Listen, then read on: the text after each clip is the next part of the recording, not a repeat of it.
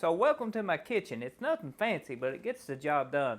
And on today's video, we're going to be making an Elvis Presley sandwich that involves some peanut butter, some bananas, some Texas toast, because you want good bread when you make one of these, and we might make one with bacon. So stay tuned. If you're new, get subscribed, and if you're a returning subscriber, then you know what's in store. So what you will need to make one of these, depending on how you make it, if you're just making just a regular peanut butter and banana Elvis Presley sandwich, you won't need the bacon, but sometimes he did order it with bacon. I have heard.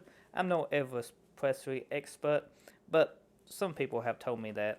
But the classic way I have seen the sandwiches fixed is with the Texas toast, some bananas, some peanut butter, crunchy or creamy, it's up to you. I'm using crunchy because that's what I enjoy. Some butter to fry your Texas toast in. And if you're making one with bacon, then you need to go ahead and cook your bacon before you start making your sandwich. So we got a teddy bear plates. I use teddy bears a lot in my videos. You ain't seen them. Texas toast, guys, is a must. Now when you make your bread, you can pre-toast it if you wanted to, and then fry it. It gives it just that extra crunch. But I'm just going to be frying my bread tonight for this video. Now that we got our bread here, you can see Texas toast, nothing fancy. We're going to go ahead and add a peanut butter. The peanut butter I'm using today is crunchy, not fancy either. Just normal, cheap, crunchy peanut butter. Clover Valley. I prefer the Jiffy, but I picked this up just specially for this video. Because I usually eat banana sandwiches, I just don't usually fry them and eat them with peanut butter on them. So the thicker the peanut butter on your sandwich, the more it's going to gooey around the banana. Once you get the peanut butter on there, you can go ahead and add your banana. Look at our 2 pieces of banana.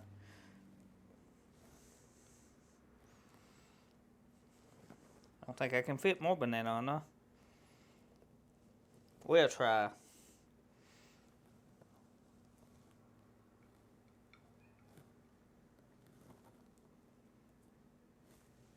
So now if you want to do bacon, you have to pre-cook your bacon ahead of time before you fry your sandwiches to make sure your bacon is done.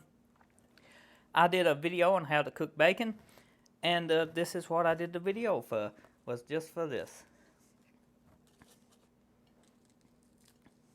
Now you want to put your bacon on there, just like so,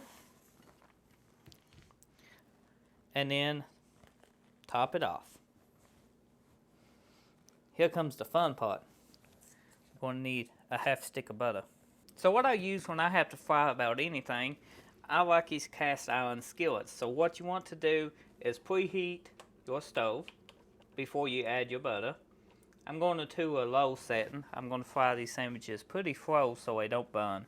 So we're going to let this come up to temp hot enough to melt some butter. We're going to put a quarter of a stick in this, and then when we go flip the sandwich, we're going to hold the sandwich up, put a quarter of a stick on the other side. What you see in the video, just watch. Okay, it's been about 60 seconds. Butter is starting to melt. You can see it very good on the video, and you can hear it, so we want to make sure this is melted pretty good all the way around. Now we're going to take one of the sandwiches. Let's take the bacon one. We're going to drop it just like so. The bacon comes out, you can always add it back later. You have to be careful with these skillets. It's on low, so we can actually move around a little bit. If that's been extremely hot, you wouldn't be doing that with your hand. So I'm going to put a little pressure down on it and let it fry for about 2 minutes. But keep a check on it, because depending on your temperature and your stove can depend on how fast it cooks. So this has been on here about 1.5 minutes now. So we're going to mash it down a little bit, hold it for a second, and just lift up on it gently now, because it might try to stick. And you want to look at it underneath. Oh yeah, it's very toasty. Now you want to put your butter under it, which I forgot about.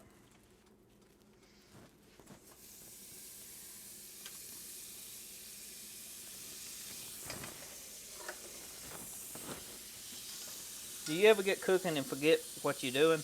That's what I just did, guys. So now we're gonna flip this over, and that's what I mean about telling. Like, oh, that's some banana. So we're gonna fry this side about 1.5 minutes, same as we did before, to get that nice toasty look. I just wish it didn't tear the bread right there. And you can see the banana. So before we flip it, we want to mash down on it just a little. Get it just even a little bit more. It's been about 1:30 according to my timer. That's on my camera. Oh yeah, that one came off a whole lot better. Now it's time to cook the one that don't have no bacon, and it's the same way, same process. So the peanut butter sandwiches are done. The Elvis Presley sandwiches, the bacon, banana sandwich, just the banana and bread sandwich. Here they are, finished product.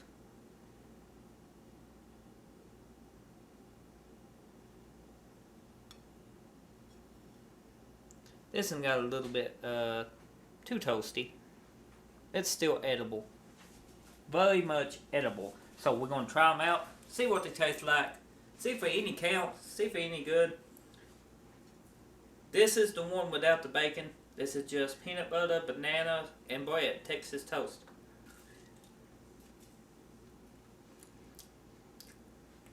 It's gummy.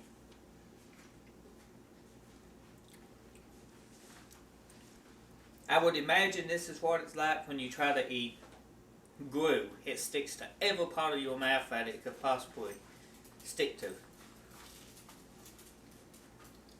As for the flavor, it has some strong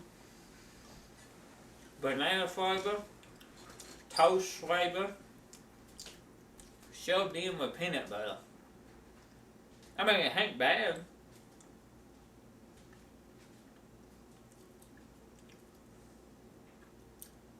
But I wouldn't eat it every day. I could eat it maybe once a week. It ain't bad enough I would never fix it again. I mean, it's good. When I was hen, I'll give it a 5. It's something odd. Something you might fix every now and again. You know, maybe company comes over and you want to show off your skills and fix one of Elvis's favorite sandwiches. Some people may actually love this sandwich to death enough that it is their favorite sandwich. But for me, just the banana one with the peanut butter, it's okay. I mean, I would eat it again. I probably will fix it again, just not on a daily basis. Now let's try the banana and bacon one. That's probably what you've been waiting on.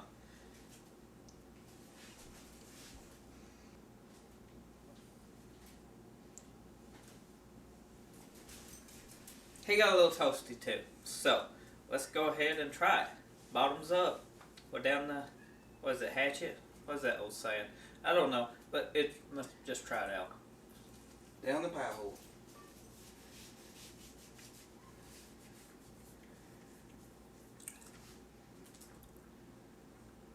Talk about flavor overwhelming. Wow. I don't know to enjoy it or be disgusted by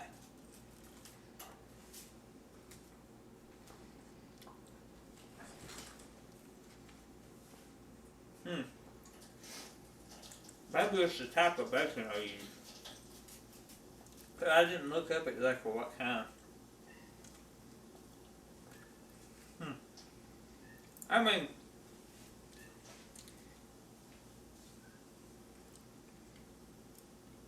it takes a little while to chew. It's not bad.